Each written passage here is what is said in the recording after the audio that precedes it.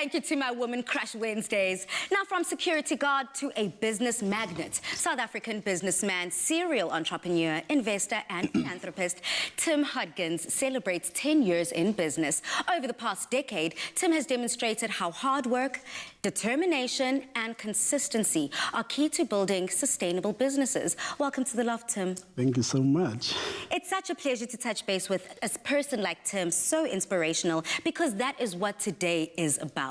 We're motivating South Africans, rags to riches, undesirable backgrounds, all the way up to success. And that's essentially what you have done. I mean, congratulations on becoming such a powerhouse and reaching a milestone in your entrepreneurial journey. But it hasn't always been that easy, and you did it all by yourself. So please, may you share your story with us. Thanks for the opportunity, Polly. As you say, I'm Tim Hogins. I grew up in a community called Tukomsres, Randfontein. It's in the west of Johannesburg.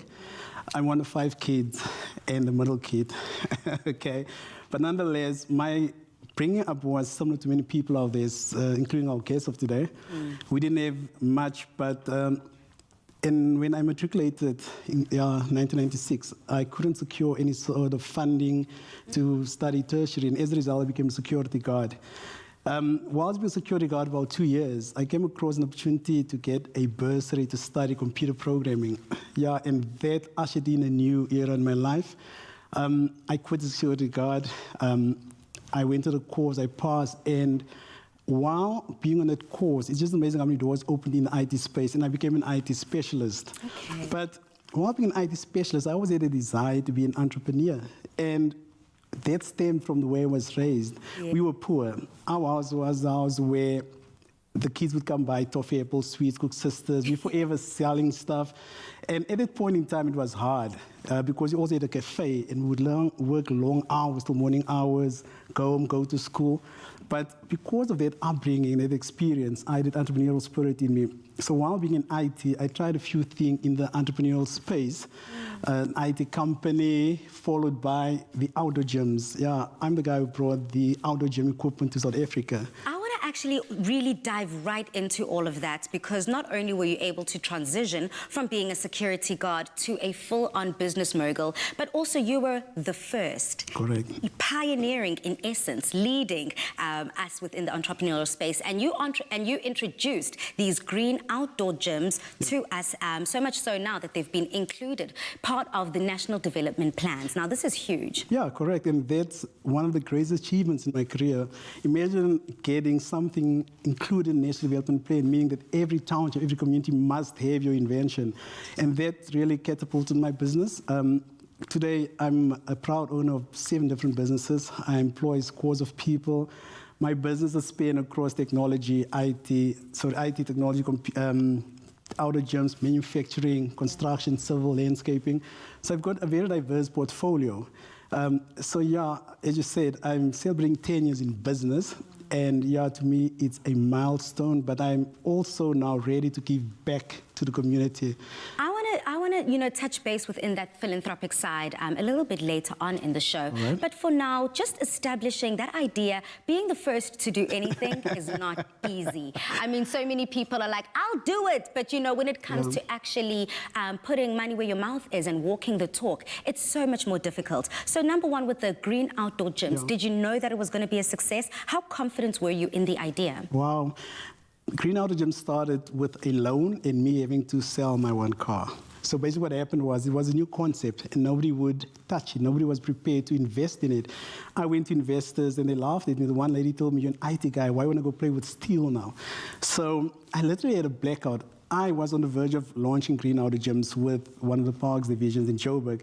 And 48 hours before then or so, in that week leading up to the launch, the so-called investor just dropped me. Pulled out. Yeah. I got into my car, I called my wife, and I told her what happened. I actually had a blackout, and I went, because I sold I had to sell my one car, I went home, and then she told me, I said, listen, yeah, I'm working for the bank, let me just make a loan. So I sold my one car, my wife made a loan at a bank, and there's how Green Outdoor Gym started. I had no guarantee it was gonna work, but my gut told me that, listen, yeah, it's non-existent, firstly, and secondly, everything I do, it's got a CSI feel to it. Okay. That's why all my business touch on CSI. So I told myself, it's non-existent, but more importantly, it will cater for the needy, the disadvantaged and those who can't afford your commercial gyms. So it's a no-brainer, it will work.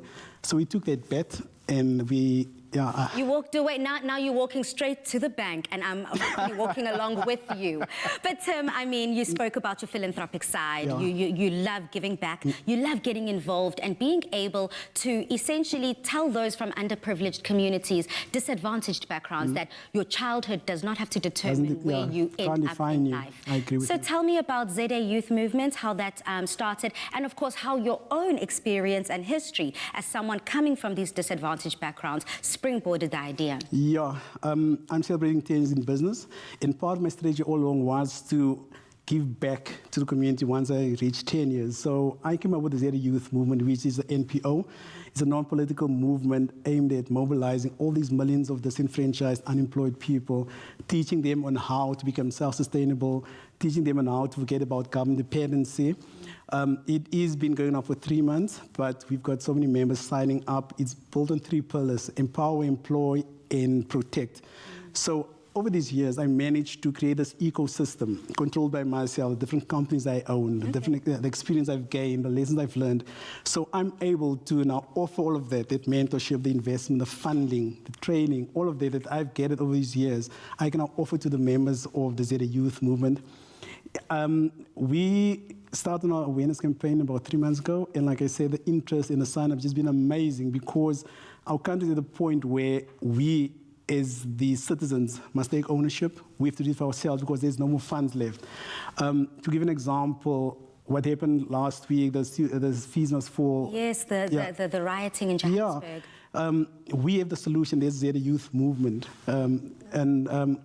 We've reached a point, like I say, that we have to take ownership and do it ourselves at this point in time. But I can actually back my claim because of the ecosystem I've built over these years.